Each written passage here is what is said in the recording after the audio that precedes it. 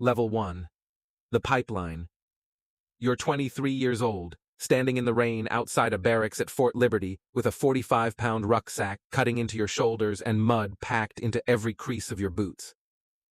You've already done this once tonight, 12 miles through the Uwharrie National Forest on no food and 4 hours of sleep.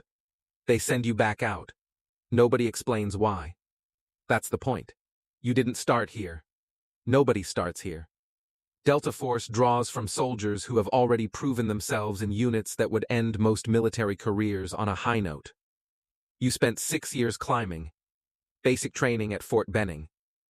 Airborne School. Ranger School. 61 days, 2 recycles on the mountain phase. But you finished. A tab on your shoulder, and a combat infantryman's badge earned in Kandahar province, at age 22. 3 deployments by 25. You kicked doors in Fallujah. You pulled perimeter security on a ridge in the Korengal Valley, where the elevation and the cold worked against you as hard as the enemy did. You fast-roped onto a rooftop in Mosul at 0200 from a Black Hawk flown so low the downwash flattened the grass below. You were good. Your chain of command knew it. And then a notice appeared on the board at the Battalion S1 office. A time, a building number, and a single sentence about a unit conducting missions requiring surgical application of unique special operations skills. No unit name. No patch. You attended the briefing. A man in civilian clothes told you almost nothing. Selection lasts 4 weeks. Attrition historically exceeds 90%. If selected, you join a unit that does not officially exist within a command structure that does not publicly acknowledge its own operations. He did not tell you what the unit does. He gave you a date. You showed up. Level 2. The selection. The Appalachian terrain outside Camp Dawson, West Virginia does not care about your Ranger tab. The mountains are the same for everyone. You ruck, a 45-pound pack, plus water, plus weapon. Distances that increase without warning, 18 miles, then 26, then 40. The final event is a solo land navigation course with no defined distance and no time standard. They don't tell you how far it is. They don't tell you when the cutoff is. They don't tell you if you're ahead or behind. The cadre marks your card at each point and hands you the next grid coordinate in silence. No encouragement. No feedback. No facial expression. You turn and walk. You expected the silence to be manageable. What you actually feel is a specific, corrosive kind of doubt that no amount of preparation neutralizes, the doubt that lives in the absence of external confirmation. Every other training environment in the Army gave you a drill sergeant who hated you, which at least meant someone was watching. Here, nobody watches. The indifference is surgical. Candidates quit in waves. They sit down at the side of a trail, raise one hand, and a truck comes. No ceremony. No conversation. Just gone. Of the 118 soldiers who started with you, 11 are selected. You are one of them. When they tell you, you feel nothing except the knowledge that whatever follows will be harder than what you just survived. You file the pride somewhere it can't soften you. You'll need the edge. Level 3. The Operator Training Course. 6 months. This is where the pipeline delivers you to the edge of what a human being can be trained to do with a rifle in a confined space. You fire between 1,000 and 1,500 rounds per week. Pistol transitions in under 1 second. Rifle to pistol in a corridor 36 inches wide.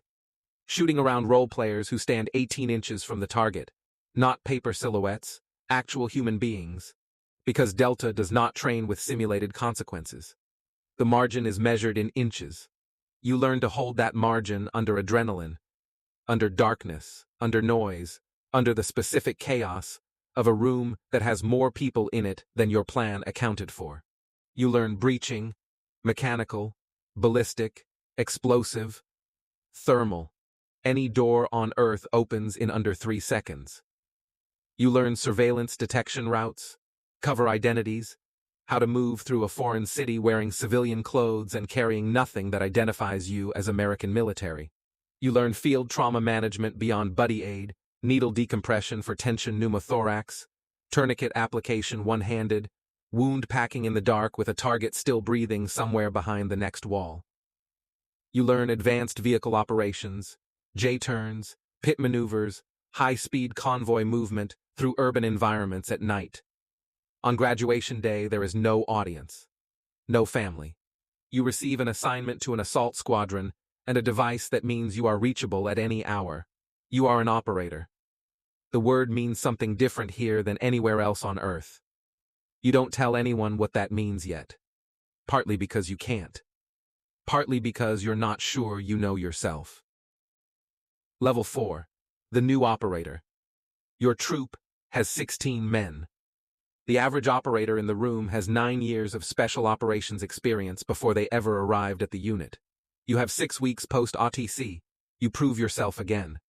The training cycle is relentless, 10 months of preparation, 2 months of deployment, depending on what the world needs.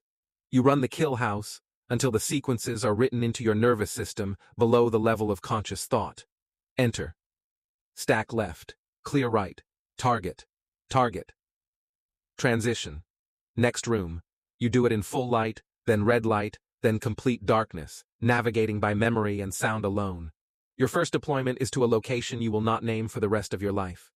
You fly in on a 160th SOAR MH-60M flown by a Night Stalker pilot who sets the aircraft on a rooftop the size of a 2-car garage at midnight without lights.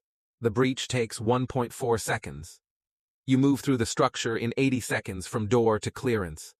The target is a logistics facilitator, whose name you learned at a briefing 4 hours ago and will not remember 4 days later, because the next target is already being built by the intelligence cell. You flex cuff him. You bag him. You walk him to the aircraft. 4 hours later, you're back on the fob, cleaning your Heckler & Koch 416 and eating a protein bar. Nobody outside this compound will ever know this happened. There is no record. There never was. You tell yourself that's fine. Most nights you believe it. Level 5.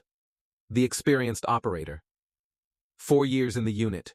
More than 180 direct action raids across Iraq, Afghanistan, Syria, Somalia, and 2 countries in West Africa that will never appear in any press release connected to your name.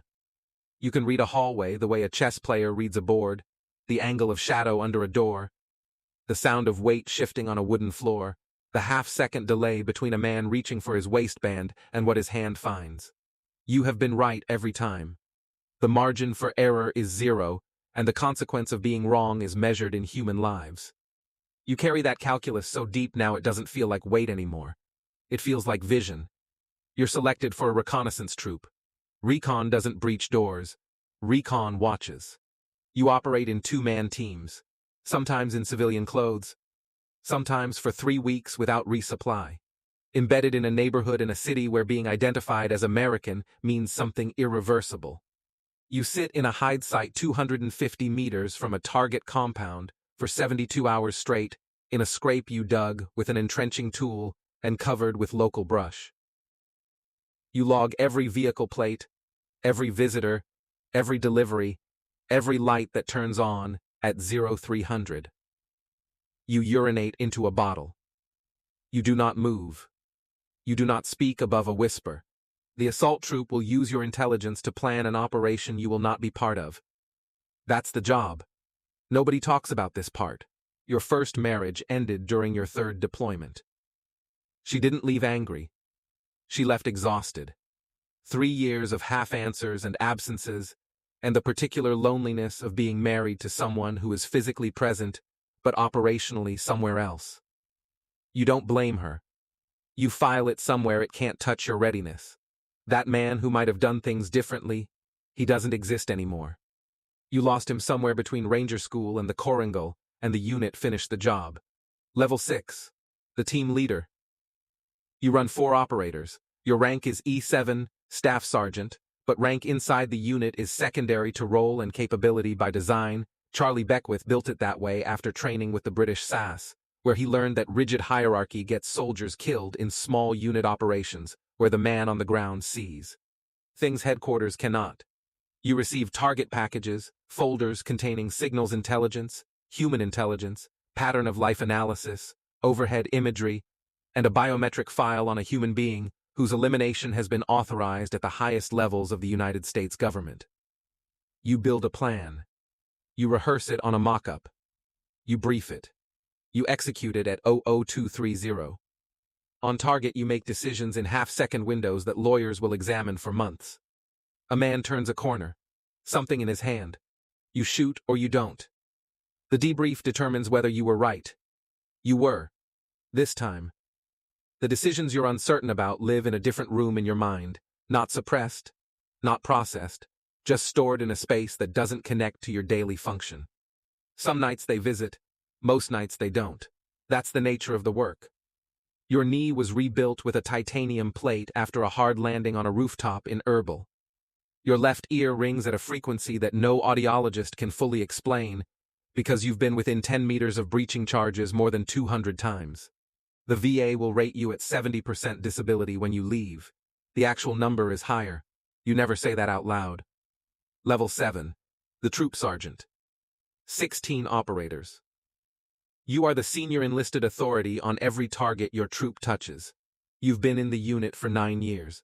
Your body is a catalog of structural damage, compressed lumbar vertebrae from 1,400 parachute landings and helicopter insertions, hearing loss bilateral, a shoulder that dislocates if you sleep on it wrong and resets itself before morning because you've done it so many times you don't wake up anymore. You train through it. Operators don't have limitations. They have workarounds. You've lost 6 men. Not colleagues. Brothers. Men whose daughters call you uncle. Men whose wives called you at 0300 on a Tuesday because the water heater broke and you were the only person they trusted. Men you carried out of compounds, and men you got the call about from a number you didn't recognize. There is a hallway in a building inside a compound that most people will never enter in a place that most maps don't acknowledge correctly. The photographs on that wall, you know every face. You walk past them every morning. You don't stop walking. Stopping doesn't help anyone. Level 8. The Squadron Commander. You command 70 operators and 30 support personnel. The most lethal small unit on Earth, and every bullet they fire is your responsibility. The chain between your operators and the Oval Office has 4 links. When the President authorizes a kill or capture mission, the order moves down that chain and arrives on your desk. And you translate it into a plan that puts your people through a door in a country that may or may not officially acknowledge your presence.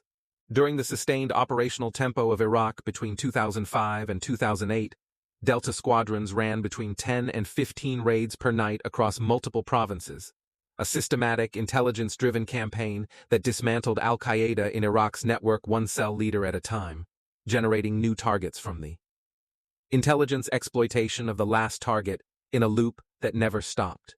You manage human beings running at 100% operational capacity for months without break. You see the fatigue in reaction times, in briefing room posture, in the flatness behind the eyes of men who will never admit to flatness. You make decisions about when to push and when to pull back, knowing that both choices have costs you'll carry regardless of outcome. There is no version of this job without that weight. You accepted that when you took the command. You accept it again every morning. Level 9. The Exit. You leave after 14 years. The paperwork says you were assigned to a Department of the Army staff element at Fort Liberty. That's all it says. The 300 operations, the countries, the targets, the intelligence that shaped the trajectory of 2 wars, none of it appears anywhere a civilian can find. Your family will never know what you did. Not the full weight of it. Not really. You try civilian life. You sit in traffic. You stand in line at a grocery store behind a man arguing about a coupon, and somewhere behind your eyes you're back in a hallway in Mosul making a decision in half a second that no one who wasn't there will ever fully understand. The two realities don't reconcile. You stop trying to make them. You find a therapist. You sit across from someone who is good at their job and genuinely wants to help, and you realize the problem isn't that you can't talk, it's that the language for what you've done doesn't exist in civilian vocabulary. So you call the men you served with instead. You meet in places where you can sit with your back against the wall. You talk about things that have no official record. That's enough. It has to be. Level 10. The cycle. Right now, at Fort Liberty, a ranger sergeant in the 75th Regiment is reading a notice on a bulletin board. He's 26. 4 deployments. A ranger tab, and a Purple Heart he doesn't talk about. He's one of the best soldiers in his battalion and everyone in the room knows it, which is exactly why the notice found its way to him. He's thinking about the mountains, the 40-mile ruck with no time standard, the silence where the cadre's voice should be. He's thinking about the quiet men in civilian clothes who appeared on his fob during a joint operation 3 months ago and vanished 48 hours later, leaving behind nothing but shell casings and an intelligence report that someone else wrote. He doesn't know about the blown eardrums, or the rebuilt knee, or the marriage that ended quietly while he was somewhere he couldn't name. He doesn't know about the photographs in the hallway, or the grocery store moments where 2 realities collide and neither one wins. He doesn't know what the decision in the hallway costs after the debrief is closed, and the lawyers are satisfied, and it's just you and the ceiling at 0300. He knows the selection date. He knows where to show up. He'll show up.